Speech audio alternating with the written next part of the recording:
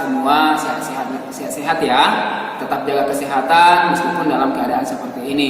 Nah, sekarang kita akan belajar bahasa Indonesia. Sebelumnya perkenalkan ya, nama saya Januar Simatupang. Oke. Nah, di pertemuan sebelumnya, di video sebelumnya kan kalian sudah belajar menemukan gagasan pokok dan gagasan pendukung dari sebuah paragraf atau sebuah teks. Nah, untuk saat ini kita akan belajar membuat ringkasan berdasarkan gagasan teks tulis dan lisan. Nah, sekarang ambil buku cetak kalian. Ya, udah ambil. Nah, kalau udah ambil, buka halaman 7. Ya, buka halaman 7. Ya, kalau udah buka, nah, di sana ada bagian B, membuat ringkasan berdasarkan gagasan teks tulis dan lisan. Nah, sebelum kita belajar, kira-kira ada nggak yang tahu apa itu ringkasan? Ayo, ada yang tahu? Di kelas 3 kemarin ada belajar nggak? Ayo, ada yang tahu yuk? Pasti ada yang tahu kan? Ayo, siapa? Apa? Ya, benar. Ringkasan adalah penyajian karangan atau peristiwa yang panjang dalam bentuk yang singkat dan efektif. Atau murid-murid sekalian bisa buka bukunya, lihat di halaman 7, lihat yang bagian info di sebelah kanan ya. Ada di sana di bagian info, ringkasan adalah penyajian karangan atau peristiwa yang panjang dan dalam bentuk yang singkat dan efektif. Fungsi sebuah ringkasan adalah memahami atau mengetahui sebuah buku atau karangan. Nah, untuk yang saya baca tadi, itu kamu garis bawahi ya, pakai pensil atau pakai pen, ya, biar bisa kamu ulang-ulang dan pelajari terus. Oke, buka lagi halaman 7, lihat di sana. Setelah dapat menemukan gagasan pokok dan gagasan pendukung teks, kamu dapat membuat ringkasan. Bagaimana cara membuat ringkasan? Nah, cara membuat ringkasan itu ada 4 cara. Ya, ada berapa? Ada 4. Ya, lihat di halaman 7 ya. Apa saja itu caranya? Nah, yang pertama, bacalah teks asli dengan saksama secara berulang untuk memahami inti teks tersebut. Yang kedua, catatlah gagasan utama dan gagasan pendukung teks tersebut. Yang ketiga, rangkailah gagasan pokok dan gagasan pendukung yang telah kamu catat dengan kalimat baru. Saat membuat ringkasan, urutan isi disesuaikan dengan naskah asli. Artinya, ringkasan yang kamu buat nanti, ya, itu kalimatnya atau kata-katanya bisa berbeda, tetapi intinya harus tetap sama dengan paragraf atau teks aslinya. Ya, paham ya? Nah, sekarang kita akan mengambil contoh nih. Lihat di bawah ada sebuah teks. Judul teksnya adalah Pentas Seni dan Budaya SD Bangsa. Saya akan baca ya, kalian juga ikut baca dalam hati. Oke. Hari Sabtu ini, SD Bangsa akan mengadakan acara Pentas Seni dan Budaya.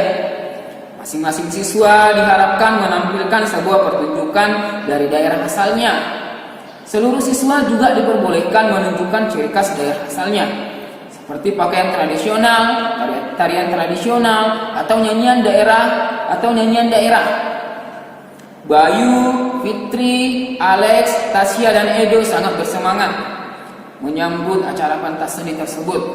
Mereka menyiapkan dengan matang pertunjukan yang akan mereka tampilkan.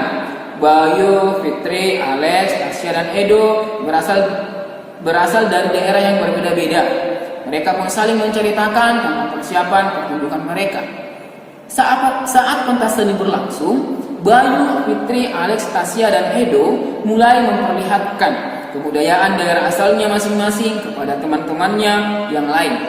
Fitri dan Tasya menampilkan tarian khas asalnya. Fitri menampilkan tarian asal daerahnya dari Sumatera Utara, sedangkan Tasya menari pendet dari daerah asalnya Bali. Bayu dan Alex menunjukkan pakaian adat dari daerah asalnya, yaitu Yogyakarta dan Makassar. Sementara itu, Edo menampilkan pertunjukan berupa lagu daerah. Edo menyanyikan lagu dari daerah asalnya, yaitu Papua. Semua siswa tampak antusias dalam menampilkan kebudayaan daerah asalnya. Mereka bangga menjadi anak Indonesia. Oke, nah kita kan sudah baca teksnya ini ya. Setelah kita membaca teksnya, langkah-langkahnya tadi ya. Setelah kita membaca teksnya, oke, kita menemukan gagasan pokok dari paragraf. Nah, jadi kita membuat ringkasannya per paragraf ya. Oke, kita lihat ya paragraf pertama.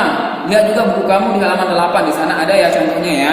Misalnya pada paragraf pertama, memiliki gagasan pokok, hari Sabtu ini SD Bangsa akan mengadakan acara pentas seni dan budaya. Berarti kalimat pertama itu merupakan gagasan pokok, sementara kalimat lainnya merupakan gagasan pendukung. Nah, jadi nanti ketika kita membuat ringkasan, kita bisa meringkas di bagian gagasan pendukung. Ya, karena gagasan pendukung kan sudah menjelaskan gagasan pokok. Artinya kita bisa buat dia lebih ringkas dan lebih singkat. Itu ya. Sementara kalimat lainnya merupakan gagasan pendukung. Dengan demikian, ringkasan paragraf pertama ialah hari Sabtu ini SD Bangsa akan mengadakan acara pentas seni dan budaya. Semua siswa diharapkan menampilkan sebuah pertunjukan atau kebudayaan dari daerah asalnya. Nah, itu dia paragraf pertama. Ya, kalimatnya lebih ringkas kan? Tapi inti dari paragraf itu sama.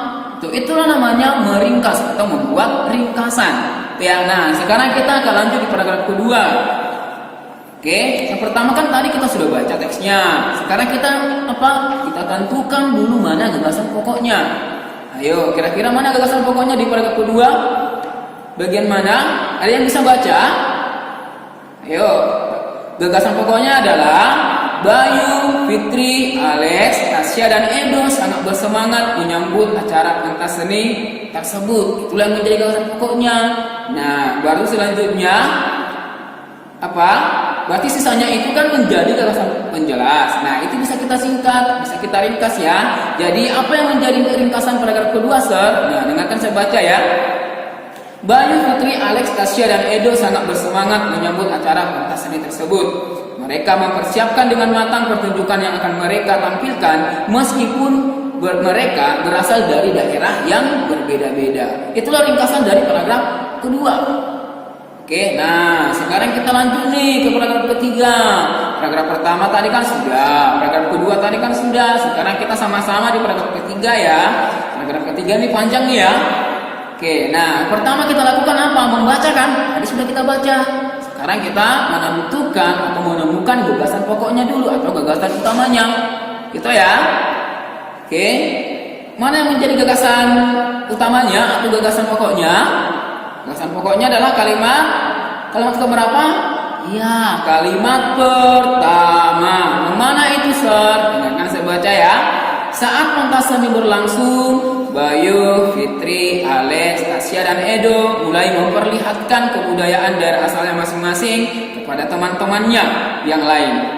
Oke, mereka menampilkan budaya dari daerahnya masing-masing. Oke, mereka sangat antusias dan mereka bangga menjadi anak Indonesia. Itulah ringkasan dari paragraf ketiga.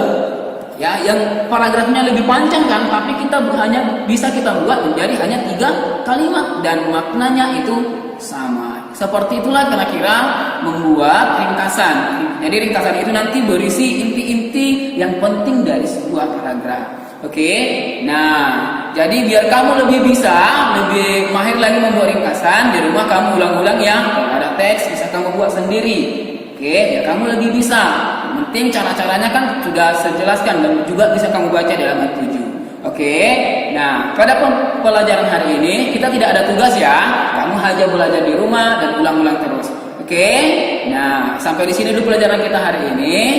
Saya berharap tetap kalian semangat meskipun tetap belajar online ya. Sampai jumpa di pelajaran selanjutnya. Bye bye.